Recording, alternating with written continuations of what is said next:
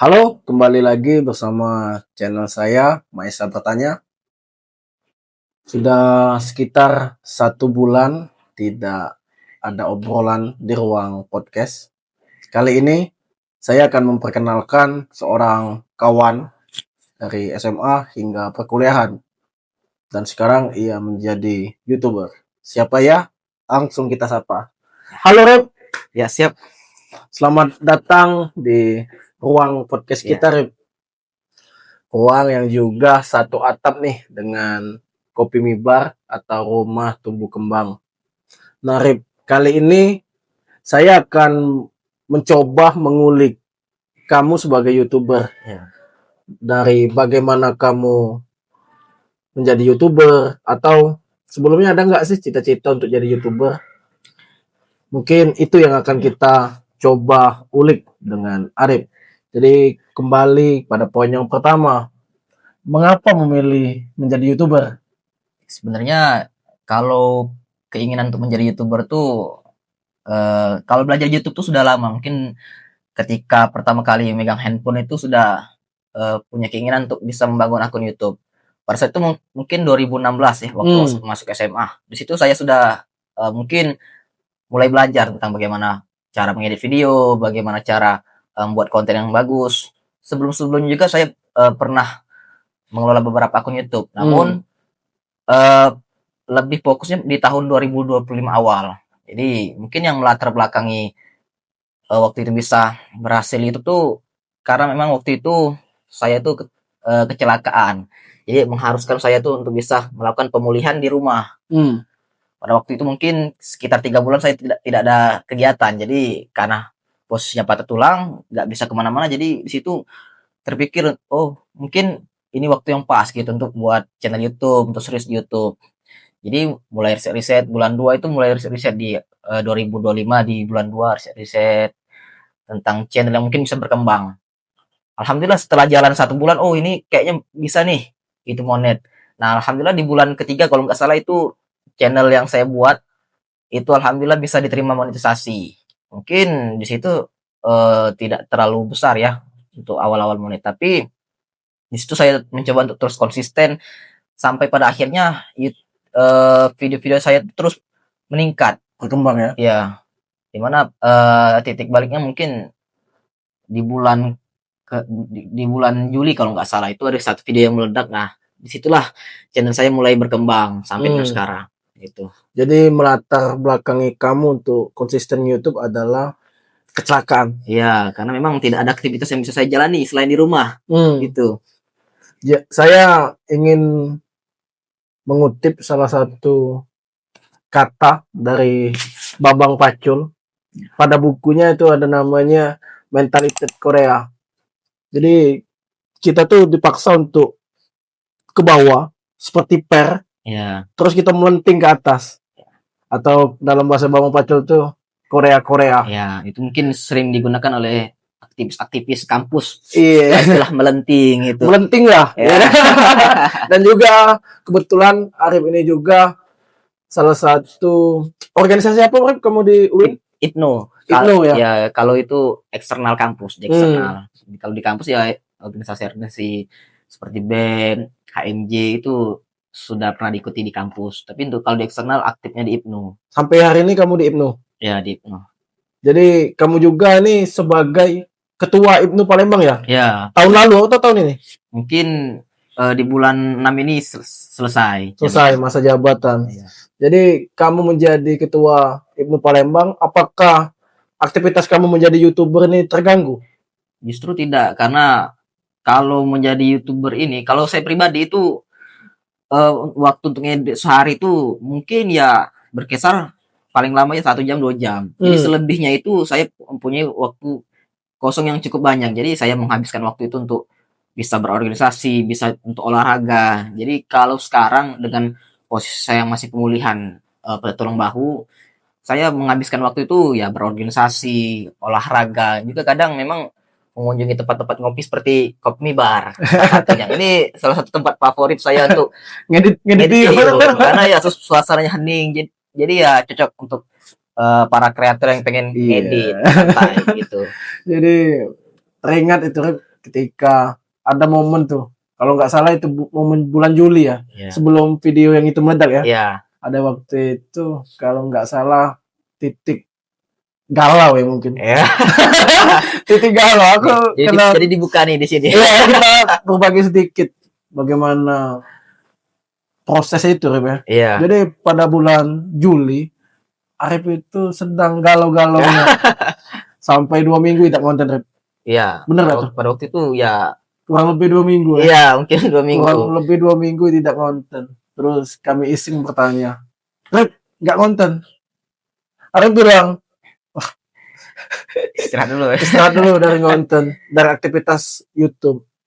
Tapi ada momen satu ketika ya tiba-tiba pulih, berolahraga, tiba-tiba hilang semua perkara ya duniawi ini. Perkara sakit hati tadi tiba-tiba hilang dan melanjutkan untuk nge-YouTube lagi. Iya. Alhasil video itu meledak Rip. Pada saat itu mungkin video pertama yang dia di tanggal 1 kalau nggak salah. Dan itu mungkin langsung meledak video itu.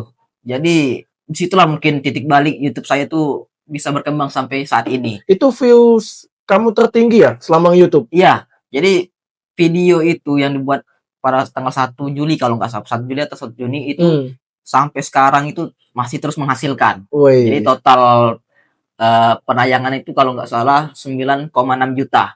Itu penayangan? Iya, penayangan. Nah, dari 9,6 juta, kebetulan yang channel yang saya bangun ini adalah channel target Amerika. Jadi perbandingan RPM atau penghasilan per 1000 video Amerika dan Indonesia tuh jauh punya ketimpangan. Jadi kalau misalkan kita asumsikan 1 juta penonton itu di target Indonesia itu sekitar 200.000 pembayarannya dari 1 juta penayangan. Tapi kalau di Amerika dari 1 juta penayangan short itu bisa berkali-kali lipat, bahkan bisa 3 juta, 4 juta, 5 juta, bahkan 6 juta. Wah. Nah, itu kebetulan di video saya yang meledak kemarin itu target Amerika, mungkin persentasi penonton Amerikanya berada di sekitar 20-30%. Jadi mungkin kaliannya agak besar. Jadi dari 9,6 juta itu kalau nggak salah saya dapat sekitar 18 juta. Itu 18 juta? Iya, 18 juta dari satu video itu. Dari satu video saja? Dari satu video. Jadi sebenarnya inilah yang memang banyak yang tidak diketahui kawan-kawan yang memang belum tahu tentang penghasilan YouTube itu benar adanya. Seperti itu. Jadi kita, kamu membuktikan Rip? Iya, kita sebagai ya kaum Gen Z lah bahasanya itu jangan sampai kita menutup diri akan perkembangan teknologi. Awalnya saya dari channel itu ya memanfaatkan AI, memanfaatkan ChatGPT. Itu untuk membantu proses kamu dalam mengedit. Iya, bukan dalam artian kita ketergantungan pada platform tersebut, tapi memanfaatkannya itu ya disesuaikan dengan ide kita, riset kita. Tetap jadi, itu kamu membuat itu sesuai ide dan gagasan yang kamu tuangkan. Iya, jadi ChatGPT dan AI yang lain itu sebagai alat bantu saja di situ. Dan alhamdulillah sampai dengan hari ini video itu masih terus menghasilkan, masih terus jalan. Boleh dilihatkan kawan-kawan Rip di YouTube kita spill. Jadi ini total dari 9,6 juta penayangan. Nah, bisa dilihat. Terus dari 9,6 juta penayangan ini dapat subscribe sekitar 404.000 karena ini menggunakan CTA atau ajakan like, komen, dan subscribe. Dan dari 9,6 juta ini penghasilan yang didapatkan bisa dilihat di sini. Nah, sekitar 18 juta. Wise. Jadi Arif ini tumbuh dengan rasa sakit lalu melenting, kalau istilah yang sering dipakai anak-anak kampus, anak-anak aktivis ya, melenting. Jadi titik sakit itulah menjadi titik balik. Turning point itu, titik rendah itu menjadi titik balik untuk kita melenting.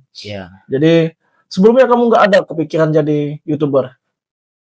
Sebenarnya kalau kepengen tuh ada, cuman kalau nyangka di titik ini ya mungkin nggak kepikiran sih, karena memang perkembangan itu jauh banget gitu.